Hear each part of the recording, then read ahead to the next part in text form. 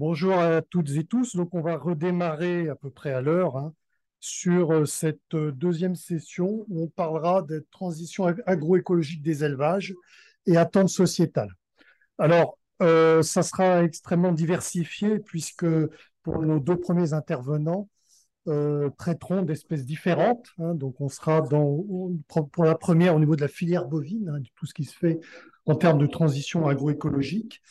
Puis en seconde partie, on changera d'espèce. Et puis, bon, il y a de la part notamment de la société civile un souhait d'avoir euh, des informations aussi sur des systèmes qui sont, je dirais, alternatifs au système conventionnel d'élevage. Et on aura un éclairage aussi sur le porc donc, et un petit peu la volaille. Et puis pour finir, bon, je ferai une petite réflexion, ça sera plus court, peut-être introductive, de la table ronde sur les démarches scientifiques, puisque la thématique, c'est aussi quelle expertise scientifique. Donc, essayer de voir à partir d'une déclaration de Dublin scientifique, de faire aussi d'exposer, puis de faire un peu une étude critique. Donc, sur la place sur la place de la science.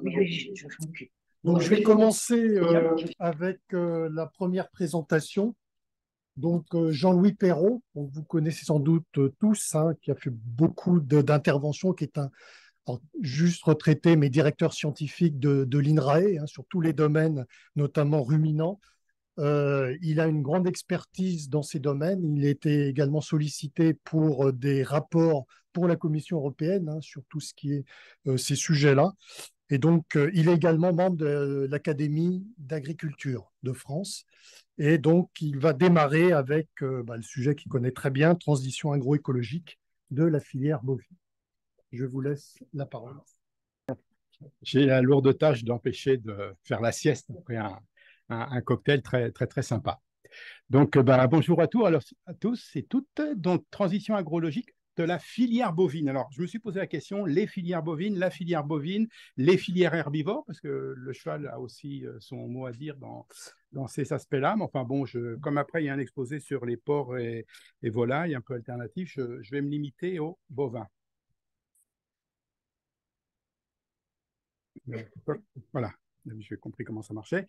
Donc, première partie, le côté pile de la pièce, l'élevage de ruminants, mais pas que lui, a des enjeux majeurs à relever, notamment sur le climat. Alors, quand on parle des ruminants, évidemment, le climat, les émissions de gaz à effet de serre, c'est tout juste, c'est l'élevage. La seule chose qu'elles savent faire, c'est pas que d'émettre du méthane.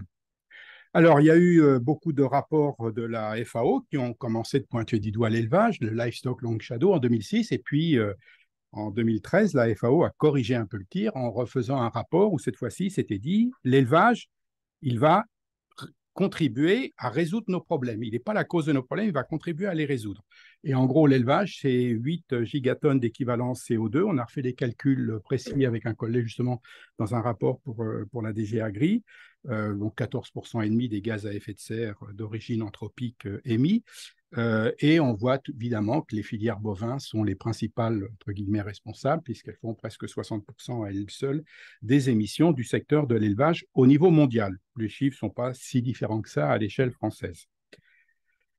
Alors, au niveau français, on a aussi le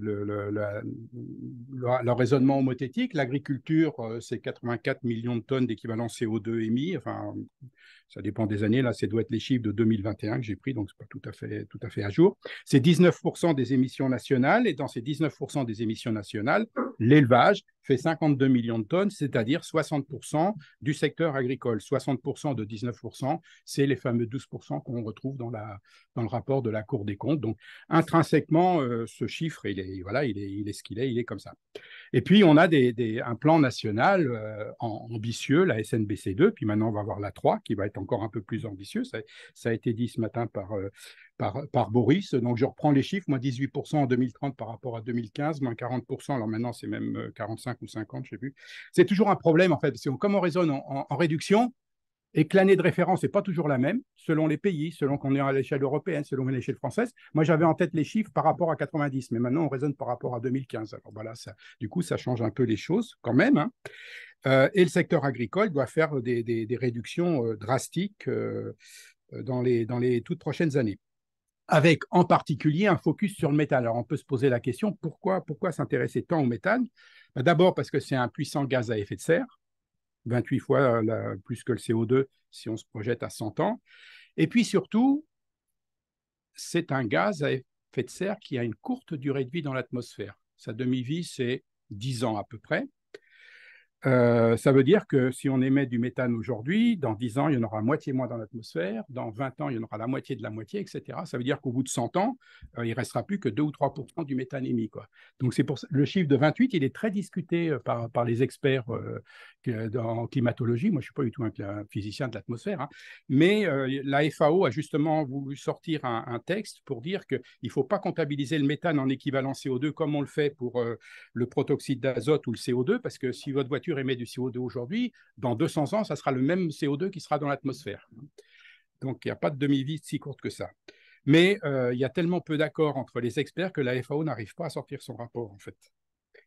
Mais en tout cas, c'est très discuté. Et ce qui est sûr, et c'est peut-être, c'est sûrement même un problème pour les ruminants aujourd'hui, c'est que comme c'est un gaz à effet de serre à courte durée de vie, il y a plein de gens qui se disent, puisqu'on est très en retard sur la réduction des émissions avec les ambitions de la COP 21, la meilleure façon de gagner du temps, c'est de réduire complètement le méthane, enfin réduire fortement le méthane, et du coup, on va regagner 0,1 ou 0,2 degrés sur notre pente qui est plutôt à 2,5, quoi. Donc, c'est important. Alors, il n'y a pas que les ruminants, hein. Le méthane perdu, c'est aussi les rizières au niveau mondial, c'est non négligeable. Et puis, c'est le méthane qui provient du secteur industriel, pétrole, gaz naturel. Alors celui-là, c'est de la vraie perte, hein, parce que c'est du méthane qu'on prend dans le sous-sol et qui a mis des millions d'années à se fabriquer, finalement, de se stabiliser, puis qu'on envoie dans l'atmosphère. Chez les ruminants, c'est quand même, quelque part, c'est quand même du carbone qui tourne, hein. C'est le ruminant, il mange de l'herbe ou des fourrages ou des graines qui ont fait de la photosynthèse en captant du CO2 de l'atmosphère, et ça repart sous forme de méthane. Donc, il y a quand même un cycle. Donc, ce côté biogénique du méthane n'est pas toujours bien pris en compte dans les évaluations. Alors ça, c'est le premier point, gaz à effet de serre. Deuxième point sur lequel les animaux, les ruminants en particulier, sont très attaqués, c'est leur faible efficience. Vous voyez ici, en plus, c'est un truc que j'ai publié, donc voilà. Si on regarde, désolé, c'est peut-être quelques dias ou encore des choses qui sont restées en anglais, mais on voit que l'efficience de conversion des protéines végétales en protéines animales est bien sûr inférieure à 1, comme tout système de transformation.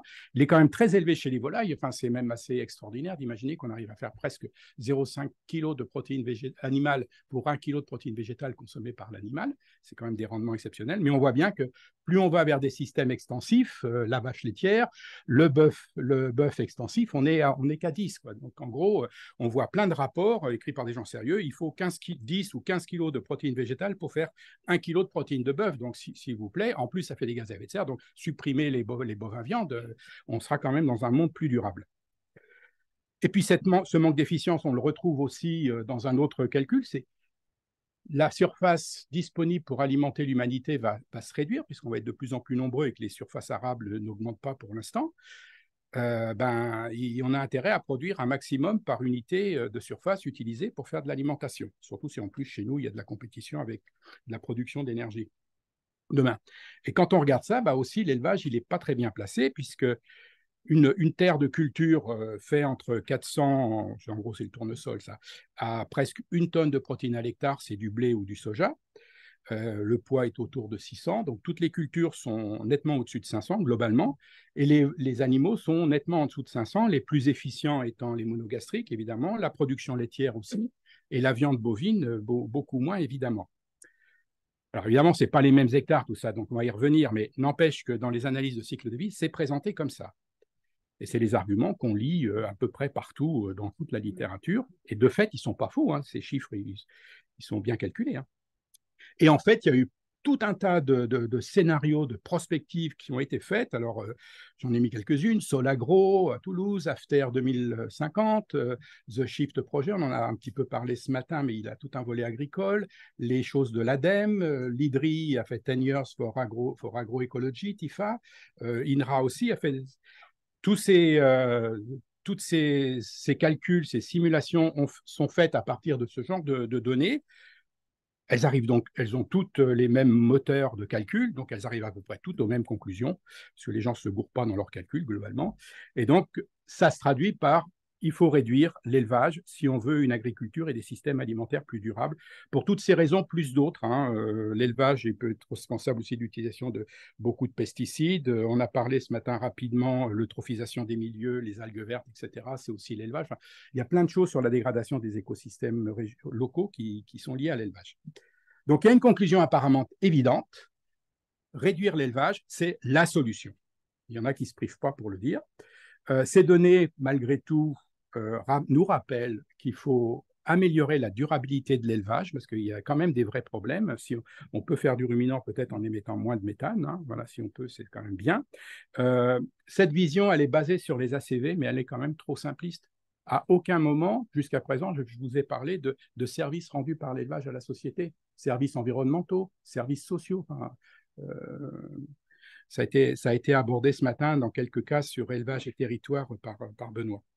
Et donc, il faut repenser les voies de progrès. Donc là, j'en ai à peu près fini avec le côté pile de la pièce. Maintenant, on va aller sur le côté face. C'est quoi les voies de progrès dans tout ça? Alors, il y en a une, c'est celle que je vous ai dit juste avant, réduisons l'élevage. Oui, ça c'est sûr, on peut toujours le réduire. Ça permettra sûrement de faire quelques gains environnementaux, au moins à court terme. Question est de savoir jusqu'où le réduire, quoi. Je vous ai représenté ici, je me suis amusé à reprendre les données du recensement agricole français. On a la chance d'avoir des données depuis 1860. Alors à l'époque, on n'avait pas les vaches laitières, les vaches allaitantes, on avait des vaches. Et on était à 6,5 millions de vaches à peu près recensées. Il n'y a pas les jeunes bovins dedans, c'est vraiment les vaches qui sont... Et vous voyez comment la population de vaches a augmenté en France jusque dans les années 70-80, et puis comment elle diminue très fortement aujourd'hui. C'est-à-dire que si on se donnait des... Si on considérait vraiment que l'élevage, et surtout que le méthane est un gaz à effet de serre à courte durée de vie, donc tout ce qui a été émis en 1980, il n'y en a déjà plus beaucoup dans l'atmosphère quand même. Donc c'est quand même difficile d'admettre que l'élevage est le gros responsable de notre augmentation carbone de chaque Français, quoi. Puis, au passage, on a augmenté la population. Donc juste comme ça pour votre information, en 1860 jusqu'à la Seconde Guerre mondiale, chaque Français avait un peu plus de 0,2 vaches avec lui. Hein, le nombre de vaches par le nombre de Français. Aujourd'hui, on est à peine 0,1. Donc, on a à moitié moins de cheptels chacun d'entre nous qu'on avait dans les années 1860. Pourtant, en 1860, on ne parlait pas de réchauffement climatique. Voilà. Donc, il y a d'autres facteurs pour le réchauffement climatique que seulement les ruminants. Au passage, on n'avait pas de voiture en 1860, on en a 0,6 par habitant en ce moment. Voilà. Alors, on peut réduire quand même l'élevage, et d'ailleurs, il se réduit tout seul, il se soigne tout seul pour l'instant. Alors, il y a des risques économiques. Si on consomme toujours autant, et ça a été dit ce matin, on ne consomme pas beaucoup moins, on va importer. Bon, ce n'est pas gagnant. On a des positions à l'export, je pense notamment à la filière laitière, puisqu'on est dans les bovins, mais on pourrait parler d'autres filières. Est-ce que c'est un choix pertinent de dire, non, on exporte beaucoup moins qu'on le fait aujourd'hui? Bon, ça, c'est un choix politique, il sera pris. Il y a un risque d'accroissement des émissions mondiales de gaz. Ça, je pense que c'est ça le point important. C'est-à-dire qu'aujourd'hui, les systèmes européens, français, mais ils sont tous pareils, on est les systèmes qui émettons le moins de gaz à effet de serre par kilo produit. Donc, tout ce qu'on ne produira pas chez nous dans un monde qui va avoir besoin de plus de produits animaux, la FAO dit qu'il faut, selon les scénarios, il va falloir augmenter la production de viande, de lait, de blé, tout ce que vous voulez, de 30 à 50% selon différents scénarios. Ça sera produit ailleurs, de façon beaucoup moins efficiente, puisque les autres émettent jusqu'à 4 ou 5 fois plus de gaz à effet de serre que les Européens. Donc voilà, on sera content pour notre comptabilité nationale, mais globalement, le secteur élevage sera plus impactant au plan mondial. Et puis, il y a les conséquences, ça a été dit déjà ce matin, j'y reviendrai un petit peu, sur s'il y a moins d'élevage, il y aura moins de prairies. Et déjà là, c'est en bas, là, c'est un graphique que j'ai fait qu'on a calculé dans un projet européen que j'avais coordonné à l'époque. Moins il y a de bovins en Europe. Alors, j'ai pris l'Europe historique, parce qu'on avait les statistiques depuis 1970, en fait, les 6 premiers pays de l'Europe. Et puis, la surface en prairie permanente, c'est 2 droites parallèles. Donc, effectivement, moins de prairies, on libère des surfaces pour faire autre chose. Mais, c'est du déstockage de carbone. La première responsabilité de l'élevage aujourd'hui, c'est de maintenir le carbone qui a été stocké avant d'en stocker plus. C'est déjà de ne pas déstocker. C'est une perte de biodiversité. Ça a été dit ce matin, j'y reviendrai encore un petit peu. Les prairies, surtout les prairies parlantes, c'est des hotspots de biodiversité en Europe. Donc voilà, c'est cette étape-là. Si, dans des zones difficiles, on remplace la prairie par des forêts, il y a le risque de feu. Non, ça a été évoqué. Juste comme ça, la France émet, enfin l'agriculture française émet 85 millions de tonnes d'équivalent CO2. Les feux l'an dernier en Nouvelle-Aquitaine, c'était 5 millions de tonnes. Enfin, ça vous donne un ordre de grandeur des choses. Et puis, on va développer les populations d'animaux sauvages les ruminants sauvages, ils émettent aussi du méthane. Hein. Bon. Donc, ça ne sera pas que du gain. Les cultures, si on transforme les prairies en zones de culture, je pense notamment de zones de plaine, ça sera plus de pesticides, parce que ce n'est pas parce qu'il n'y aura plus d'élevage que les céréaliers voudront faire moins de rendement. Et puis, quid des zones marginales, en plus parfois non mécanisables, hein, c'est-à-dire qu'il y a des zones, quand on parlait de ce qu'a fait Daniel, moi je suis dans le Limousin, je vois les prairies où mon père amenait des vaches dans les années, je ne dirais pas quand, 1930 ou quelque chose comme ça, c'est du friche aujourd'hui. Alors le problème, en fait, c'est qu'on a sûrement poussé trop loin notre logique productiviste. On a eu une logique de développement de l'agriculture qui a été les ressources, c'est quelque chose qui n'a pas de limite. Alors l'énergie n'était pas chère, les surfaces, il n'y avait pas de limite. Donc on utilisait des ressources de toutes sortes pour faire des produits et puis on avait un déchet. Et donc ça a conduit à produire beaucoup plus par unité de production. On a intensifié les systèmes, c'est pas forcément si grave que ça. On les a spécialisés, c'est pas si grave que ça de spécialiser les exploitations. Par contre, on a spécialisé les territoires et ça a été bien expliqué ce matin pour des raisons de logique d'économie d'échelle, de logique d'économie d'agglomération. Et c'est là que le problème se pose, c'est qu'on va trop d'animaux sur un territoire et plus assez sur un autre, en fait. Alors, on a atteint des limites. Alors d'abord, des limites de rendement. Alors, on ne les voit pas trop chez les animaux parce qu'on a l'impression qu'on n'a pas encore atteint l'animal limite. On a l'impression, par exemple, les vaches laitières, elles pourraient faire 15 000, 20 000 litres de lait. On peut y arriver. Pas souhaitable, mais on pourrait le faire. Techniquement, les poulets, en 35 jours, on fait un poulet. C'est peut-être pas souhaitable, mais techniquement, ça peut se faire. En céréales, ce n'est pas la même chose. Depuis des années 2000, les rendements plafonnent. En gros, il y avait jusqu'à l'an dernier la betterave dont le rendement augmentait encore. Donc en culture spécialisée, on ne peut plus tabler sur l'augmentation des rendements. On a moins de pesticides, peut-être un peu moins d'engrais, le changement climatique, il y a plein de raisons, mais en tout cas, si on veut produire plus par hectare, ça ne sera plus par des monocultures, ça sera par autre chose. Et puis, on dégrade les écosystèmes. Alors, bon, au sens large, donc je vous en ai mis juste quelques exemples. Les pertes de biodiversité, avec ici, c'est les populations de mammifères, qui sont petits mammifères sauvages, qui sont illustrés, c'est les données du WWF. Les nitrates, alors, carte d'Europe des nitrates, on voit bien que c'est là où il y a de l'élevage, hein, Danemark, Pays-Bas, Benelux, ouest de la France, plaine du Pô, Galice en Espagne. Donc voilà, typiquement, même carte, on aurait la même carte pour l'ammoniac. Et puis, de l'autre côté, le carbone organique des sols, vous voyez là, j'ai mis une carte de France à du Gis-Sol, tout le centre de la France, qui est une grande, grande plaine céréalière, il n'y a plus de carbone dans les sols. Il n'y a plus d'animaux, il n'y a plus de carbone. Donc, on voit bien que ces limites, on les a touchées non seulement dans le monde de l'élevage, mais aussi dans le monde des cultures. Et ce que l'on peut proposer, c'est de se dire, mais il faut repenser l'agriculture. Alors, on va le dire agroécologie, on va le dire circularité, parce qu'on peut employer différents mots, on pourrait revenir dessus, mais en tout cas, l'élevage, son rôle primordial, c'est de faire la connexion et la reconnexion entre les cultures et le sol. Entre-temps, il produit quelque chose de très intéressant nutritionnellement pour nous, hein, Philippe l'a dit ce matin, hein, et puis il produit des engrais organiques qui servent à fertiliser le sol. Et donc l'élevage, il a 4 rôles fondamentaux qu'on a un peu oubliés peut-être, c'est le recyclage des biomasses non consommables par l'homme pour les remettre dans la chaîne alimentaire, c'est de produire des engrais naturels, c'est de faciliter la diversification des rotations, j'y reviendrai un petit peu, et c'est de reconquérir la qualité des écosystèmes. Et donc, on devrait être dans une approche beaucoup plus circulaire des choses, où on a des enjeux autour du climat, de l'utilisation des ressources, le sol, l'eau, la biodiversité, et l'élevage de ruminants, entre autres, mais pas seulement que lui, il doit réussir à résoudre un certain nombre de problèmes à travers son aptitude à valoriser un certain type de biomasse végétale et de réaliser des transferts d'effluents. Le rôle historique de l'élevage était de manger quelque chose à un endroit, de faire des effluents, et ça permettait d'amener l'engrais sur la parcelle d'à côté. C'est un peu ça qu'il faut retrouver. Et derrière ça, les leviers d'action que l'on a, je les présente aussi de façon un peu circulaire, on a les animaux, les troupeaux, les effluents, en place d'engrais minéraux, l'utilisation des surfaces, qu'il faudrait peut-être plus rationnel qu'aujourd'hui, et puis ce que savent faire les gens qui s'occupent d'élevage, c'est l'alimentation, les rations des animaux. Et j'ai mis au milieu de tout ça un paysage de polyculture élevage pour illustrer, c'est le bassin de Rennes, pour illustrer que animal et végétal devraient être sur le même territoire, plus qu'ils ne le sont. Alors, pour gagner avoir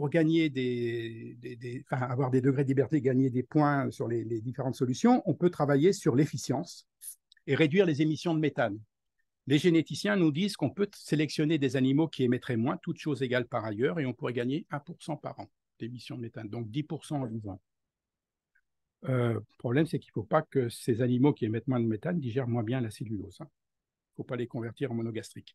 On peut aussi travailler sur le poids des animaux. On a sûrement des animaux trop lourds qui ont trop de besoin d'entretien. On peut réduire, je tiens beaucoup à ça, ce que j'appelle les animaux improductifs. C'est-à-dire c'est des animaux qui existent, mais qui pourraient ne pas exister, qui ne changeraient rien à la production de la ferme France. Alors, c'est avancer l'âge au premier vélage. Il y a trop de vélages tardifs en France, notamment dans les races précoces en filière laitière. Alors, c'est encore plus prononcé dans les filières allaitantes où c'est des races très tardives. Ça, il faut vraiment qu'on change ça parce que c'est quand même 10 à 15% des UGB nationales qui sont des animaux qui pourraient ne pas exister parce qu'ils vêlent trop tard. Et puis, c'est réduire le taux de renouvellement, notamment dans la filière laitière, où on gagnerait beaucoup à passer de 30 ou 40% actuellement à 25% dans les troupeaux. Ça ferait gagner 10% sur les gestes. On peut aussi produire de la viande autrement. Ça a été dit ce matin, on importe de la viande en France, donc il faudrait qu'on en produise plus, en tout cas si on en consomme autant. Or, une façon très efficiente de produire de la viande rouge, c'est de la faire à partir du troupeau laitier, évidemment, puisque le coût du veau laitier n'est rien, en fait, par rapport au coût du veau allaitant. Et donc, c'est aussi peut-être repenser l'engraissement en France par rapport à l'envoi d'animaux jeunes à l'étranger, sous prétexte qu'ils sont bien encore payés pour l'instant. Et puis, ça a été dit ce matin, il y a tout le volet des additifs alimentaires. Moi, j'y crois qu'à moitié à ça, parce que c'est sûr que c'est efficace. On réduit vous donner du 3-NOP à une vache. Du jour au lendemain, elle baisse ses émissions de 30%. Mais c'est quoi l'acceptabilité par le public de ces pratiques? C'est quoi la disponibilité des produits? On parle beaucoup des algues rouges, mais vous discutez avec le CEVA, il vous dit mais on ne sera jamais capable de produire ces algues-là. Les acides gras polyinsaturés, c'est bien, mais on ne va pas convertir toutes les plaines françaises en graines de lin pour baisser. Voilà, donc voilà, c'est transitoirement, pour répondre, si on a un objectif de réduire de 15% les émissions de gestes du troupeau bovin français, par exemple, je dis n'importe quoi comme chiffre, on pourrait proposer ça comme solution en attendant d'avoir la réponse génétique, par exemple. Voilà. Et puis, peut-être qu'en combinant tout ça, on peut avoir des choses. Deuxième point, l'animal, le ruminant, c'est le roi de la circularité. C'est un animal, quand on dit il faut 10 kg de protéines végétales pour faire 1 kg de protéines animales, ouais, d'accord, mais on ne mange pas l'herbe. Donc, ce qu'il faut compter dans la compétition entre le feed et le food, comme on dit, c'est qu'est-ce que mange l'animal que nous, on pourrait manger. Donc, on s'est amusé à regarder quelles sont dans les rations. Alors là, je vous présente vache laitière, mais on a ça pour toutes les filières françaises, porc, volaille, etc., bovin, viande. Combien on produit de protéines ou d'énergie dans les produits animaux par kilo de protéines ou d'énergie, kilocalories, que l'animal a mangé de végétal, mais que nous, on aurait pu manger. Quand une vache mange du tourteau de soja, le tourteau de soja, on pourrait le transformer en tofu, et puis voilà, pas besoin de passer par la vache pour le manger. Et on voit que les systèmes français, globalement, sont pas en compétition avec l'alimentation humaine, puisqu'ils produisent au moins autant de protéines végétales, protéines animales dans le lait et la viande, qu'ils ne consomment de protéines végétales consommables par l'homme. Et même les systèmes herbagers, ils sont particulièrement efficients, puisqu'ils en font 2,5. Bon, après, il y a des variations entre exploitations, évidemment. Donc, le ruminant, c'est un producteur net de protéines, même d'énergie, regardez la première courbe bleue, mais à condition qu'il mange de l'herbe. Le ruminant, il est fait pour manger de l'herbe. On retrouve peut-être des choses de bon sens qu'on avait un peu oubliées. Mais les systèmes très intensifs, maïs, soja, vous voyez, ils produisent moins d'énergie qu'ils n'en consomment et ils produisent juste 1 kg de protéines pour 1 kg de protéines végétales consommées. Donc, le système tourne en rond d'un point de vue écologique. Alors, on fait plus de lait à l'hectare dans l'exploitation du monsieur qui fait ça, mais globalement, ce n'est pas très efficient d'un point de vue écologique. Troisième point, les ruminants pour diversifier les rotations. Pour l'instant, on est dans ce système-là. On a des cultures dédiées pour l'élevage des ruminants. Typiquement l'ensilage de maïs. On a la prairie, évidemment, qu'il faut garder, et puis on a les céréales éco-produits qui sont produites pour nos animaux. Demain, on pourrait dire les ruminants, ou l'agriculture d'ailleurs, à l'échelle d'un territoire. Benoît a parlé ce matin de circularité à l'échelle des territoires. Voilà, c'est typiquement ça. C'est-à-dire on pourrait, grâce à l'élevage, redévelopper des cultures qui serviraient parfois pour l'alimentation humaine, parfois pour l'alimentation animale, et si possible pour les deux en même temps, du feed et du food en même temps. L'exemple typique de ça, c'est les protéagineux. On fait de l'huile d'un côté, alors pour la salade, mais peut-être pour de l'énergie, et puis on a du tourteau. Des céréales, l'exemple, c'est un mélange poivesse, orge. On peut faire soit de l'ensilage, soit des graines, en fonction des besoins du moment. Et puis, on peut avoir des traitements technologiques qui permettraient de traiter les fourrages pour les donner à manger, améliorer leur qualité.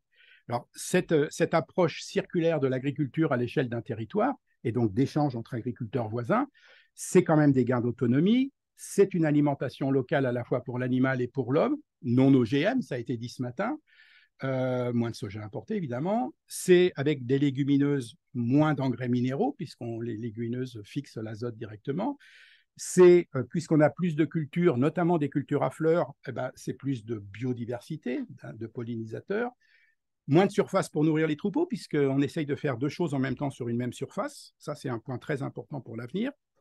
Plus de culture, c'est peut-être plus résilient face au changement climatique. Et puis, c'est la maîtrise des bioagresseurs et moins de pesticides. Le seul résultat vraiment tangible du plan éco-phyto, autant éco-tibio a très bien marché et on a presque divisé par deux l'utilisation des antibiotiques, éco-phyto, on a du mal à débaisser l'utilisation des phytos, sauf qu'on a bien montré que l'utilisation de phytos sur les cultures est beaucoup moins importante dans les fermes de polyculture élevage que dans les fermes de culture spécialisées, parce que les fermes de polyculture élevage ont de la prairie qui rentre dans les rotations, et puis peut-être que les agriculteurs à ce moment-là sont moins exigeants sur la qualité de leurs graines, puisque c'est pour les animaux. Alors, des exemples de cette reconnexion, c'est remettre des prairies artificielles dans les rotations céréalières. Ça, tous les céréaliers vous le disent, mettre de la luzerne dans nos rotations, ça serait parfait. Sauf que, il est où le marché de la luzerne? Il est en Bretagne et moi, je suis dans la Marne, quoi. Donc, c'est quand même un problème. Les prairies multispécifiques, les oléoprotéagineux, désolé pour le en trop, les mélanges céréales protéagineux et les biotechnologies des fourrages. Aujourd'hui, les Danois travaillent sur extraire des protéines à partir de l'herbe pour nourrir des cochons. Et puis, il reste un tourteau d'herbe qui est donné aux ruminants. Donc, voilà des exemples de circularité qui peuvent être intéressants. Autre point, c'est redonner de la valeur aux effluents. Et ça a été complètement oublié. Je vous ai mis ici des ordres de grandeur. L'azote des lisiers, c'est à peu près autant que l'azote des engrais minéraux à l'échelle européenne et même à l'échelle française. Donc, c'est un gisement important. Par contre, les productions d'engrais minéral et son épandage conduisent à énormément d'émissions, consomment de l'énergie et à des émissions de N2O. Vous voyez, 28,5 pour la synthèse et puis 4,6 pour l'épandage. Les effluents d'élevage, eux, ils ne coûtent rien à produire puisqu'on a mis tous les gaz à effet de serre de la vache sur sa viande. Donc, il n'y a plus rien dans les effluents. Donc, c'est bien, ça ne coûte rien à produire. Les gestes les effluents ne coûtent rien en gestes. Et puis, il y a un petit peu d'émissions à l'épandage. Le problème, c'est que les effluents d'élevage, il y a beaucoup de pertes, notamment d'ammoniac. Et donc, il faut essayer de les limiter. Mais aujourd'hui, moyennant un certain nombre d'investissements, donc voilà, comme on les finance, bien sûr, on peut réduire de 80% les pertes entre ce qu'émet l'animal et ce qui va au sol. 80% des 20 à 30%. Bon, alors, chez les ruminants, il y a une façon assez simple de le faire. C'est de restituer directement au pâturage, comme le fait cette belle Normande. Là, il n'y a même pas besoin de stocker, donc il n'y a pas de perte. Ça revient directement. Et couverture des fosses quand les animaux sont à l'intérieur, et puis enfouissement rapide avec des systèmes d'épandage de ce type-là. Et puis, si on peut aller plus loin, c'est avoir une bioéconomie sur les effluents d'élevage. Il y a un certain nombre de pays en Europe qui pensent que les effluents, non seulement on peut en faire de l'énergie, ça c'est un premier point, donc méthanisation, ça on le développe, mais on peut peut-être en faire autre chose. C'est des matières premières qui sont pleines d'enzymes, c'est plein de microbes ces trucs-là. Et donc, ils en extraient des enzymes, ou ils en extraient de l'azote et du phosphore pour faire des engrais minéraux qui sont exportables, normalisés et exportables. Il reste de l'eau, au bout du compte, ultra pure, où on fait du compost, et puis voilà. Par exemple, la Cooperl en Bretagne, en filière porcine, elle fait des choses comme ça. Les lisiers sont traités. Ils font des engrais N et P qui sont exportés dans une cinquantaine de pays. Ils font du méthane. et puis il reste de l'eau pure qui sert à irriguer les serres de tomates. Voilà. Et puis au passage, le méthane chauffe 2/3 des appartements, enfin, des maisons de Lamballe. Voilà, ça vous donne une idée. Un exemple d'écologie circulaire où l'élevage s'y retrouve. Très bien. Et puis, fertilité des sols, c'est la base de l'élevage, ça. C'est son rôle majeur, notamment grâce à la prairie. Je vous ai mis ici les résultats de l'étude 4 pour 1000 conduite par l'INRA, où il y a effectivement au moins autant de carbone sous les prairies que sous les forêts. La prairie stocke quasiment autant que la forêt, un petit peu moins dans cette dernière évaluation par rapport aux précédentes. Par contre, les terres arables, elles perdent toujours du carbone, et que dès qu'à l'instant qu'on remet un peu de prairie dans ces terres arables, alors là, on booste, on stocke 400 kg d'azote par hectare et par an directement. Donc, d'où l'intérêt, quand je disais, de remettre de la luzerne dans des rotations céréalières. Ce n'est pas pris en compte dans les comptabilités, mais quand même, prendre en compte le stockage de carbone par la prairie, c'est abaisser le coût geste du litre de lait en France de 0,1 à 0,2 kg d'équivalent CO2. Je vous rappelle qu'il est à 1 en moyenne, donc ça fait baisser d'une bonne dizaine de pourcents, et de 3 à 5 kg d'équivalent CO2 par kilo de poids vif vide des bovins. Alors là aussi, ça fait baisser de 15-20%. Un peu plus, parce que les bovins sont plus alertes que les vaches laitières. Et puis, l'élevage, avec aussi la prairie, c'est limiter l'érosion des sols. Ça, c'est les chiffres moyens Eurostat. Hein, donc, voilà, 0,3 tonnes contre 3,6 tonnes par hectare et par an. Et puis, l'activité biologique des sols. Bon, juste pour donner un exemple ici, c'est une activité, une protéase, mais peu importe, qui vous montre que l'activité biologique du sol est d'autant plus importante qu'il y a de la prairie et que cette prairie reste longtemps en place. Je ne vais pas insister, mais la prairie, c'est l'entretien de la biodiversité. À tous les étages, les prairies, c'est des hotspots de biodiversité, je l'ai déjà dit. Diversité et abondance des espèces. Quand on se penche sur une prairie, il y a 100, 150 espèces parfois au mètre carré, surtout dans les zones les prairies de montagne humide. 50% des espèces végétales européennes endémiques sont des plantes qui dépendent du biotope des prairies permanentes. C'est beaucoup plus que la forêt. Et puis, c'est dans le sol. Alors, ça a été dit ce matin, les vers de terre. Les vers de terre, c'est la barre rouge. Et puis, les autres, c'est les autres invertébrés du sol. Mais vous voyez que sous prairie, c'est de toute façon au moins 2 fois plus, ou beaucoup plus, que sous terre de culture, même des terres de culture où on pratique les TCS, techniques culturelles simplifiées, où il n'y a plus de labour. Voilà. Et puis, la biodiversité des ruminants, c'est aussi les paysages, avec toutes les chaînes trophiques qui peuvent s'y développer, depuis des petits insectes qui se déplacent sur des petites distances parce qu'ils marchent ou des grandes distances parce qu'ils volent, les petits mammifères, les oiseaux entre eux qui nichent dans la prairie ou dans les arbres associés, les baies, et puis les oiseaux prédateurs qui mangent les petits ruminants, les petits mammifères, pardon. Et on voit bien, il n'y a pas besoin d'avoir fait beaucoup d'études pour imaginer qu'il y a beaucoup plus de biodiversité dans le paysage de gauche que dans le paysage de droite. Et puis, dernier point, le problème, c'est qu'on se rend compte du rôle de l'élevage quand il n'en a plus. Voilà un travail qui a été fait par le CNRS de Chizé, qui vous montre, alors en haut à gauche, à droite de la photo, il y a un petit village et c'est l'évolution de l'environnement de ce village, avec des parcelles qui deviennent de plus en plus grandes, avec de moins en moins de prairies, de plus en plus de terres de labour. C'est la plaine de Niort. Bon, les gens sont devenus agriculteurs, ils habitent Niort, ils vont cultiver leur ferme dans la journée. Donc, Benoît vous a montré un paysage des Pyrénées ce matin. Alors, c'était avec les forêts. Bon, là, c'est un paysage de plaine avec la céréaliculture, mais c'est le même concept d'élevage-territoire. Hein. Voilà. Et puis, moi, j'avais fait un travail dans le cadre d'un projet sur le développement régional. Et j'ai un maire, enfin, d'une des communes de cette région-là, qui m'a dit, depuis que dans ma commune, les céréales ont remplacé l'élevage, il y a eu disparition du bocage, nous avons des problèmes de passage de grosses machines agricoles, ce qui intensifie la disparition des sentiers de randonnée, et nous, sous-entendu la municipalité, nous coûte une fortune en entretien des voies agricoles. Bon, allez mettre ce rôle-là d'élevage dans une analyse de cycle de vie. Si vous avez la solution, je suis preneur. Mais en tout cas, c'est clair, quoi. Et tous les députés de cette région-là, ils sont tous à dire on voudrait remettre de l'élevage, comme on fait.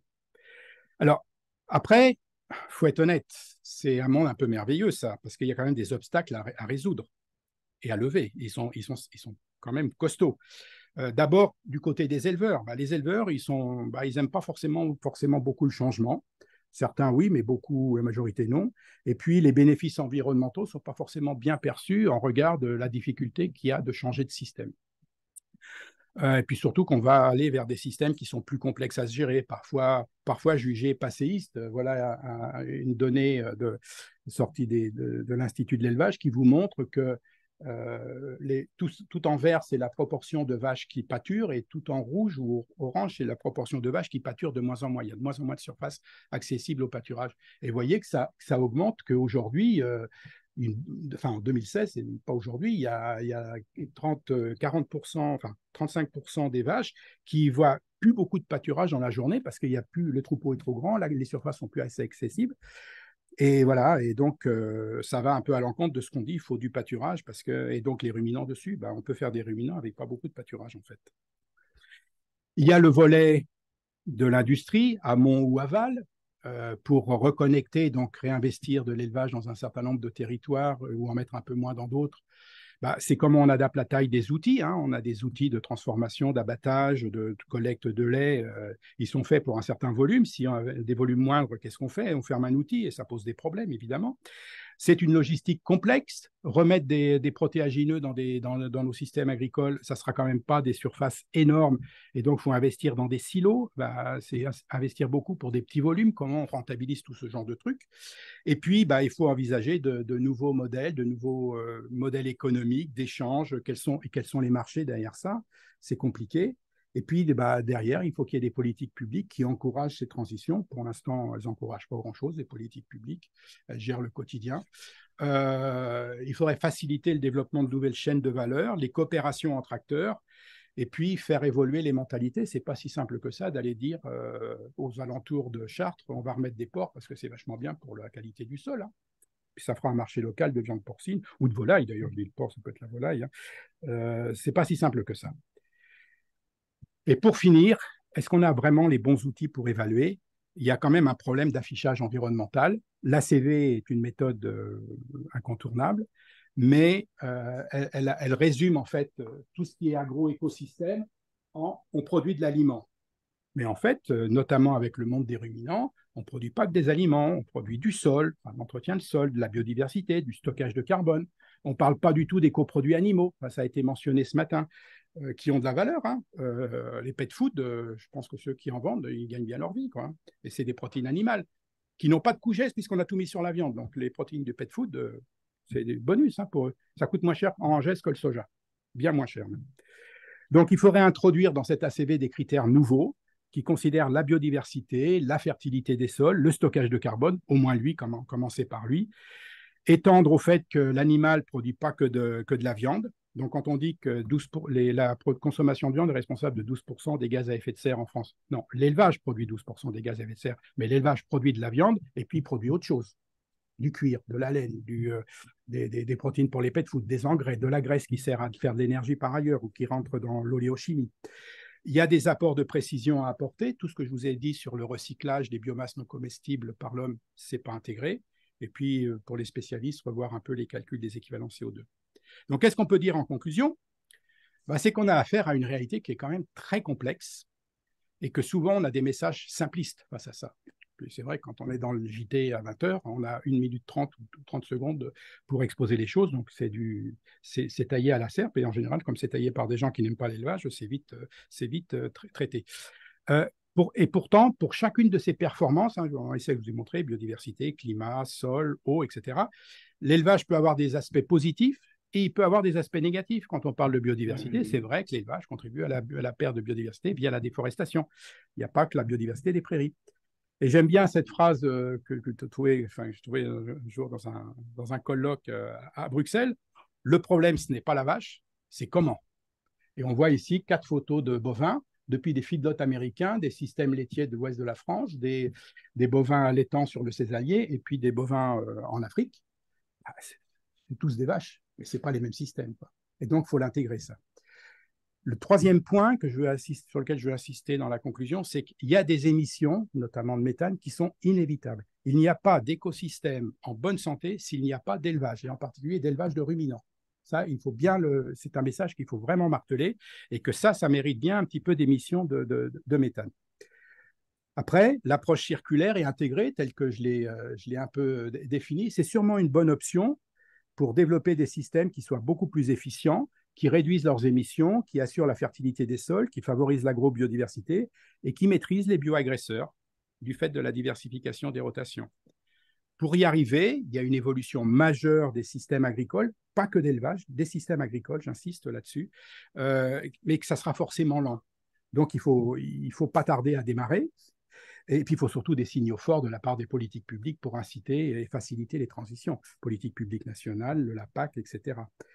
Et que malgré tout, il faut quand même maintenir une diversité de systèmes parce qu'on a une diversité de contextes. Ça a été dit ce matin, la Bretagne, ce n'est pas le Massif central et ce n'est pas la Picardie et ce n'est pas les Pyrénées. Il y a des demandes de consommateurs diverses et variées, beaucoup le prix, mais pas que, tout le temps. Et puis, c'est de la diversité des systèmes qu'on aura la résilience de nos systèmes alimentaires, parce que si tous les agriculteurs d'un territoire produisent la même chose au même moment, s'il y a un incident climatique, il n'y aura rien pour tout le temps sur ce territoire. Voilà.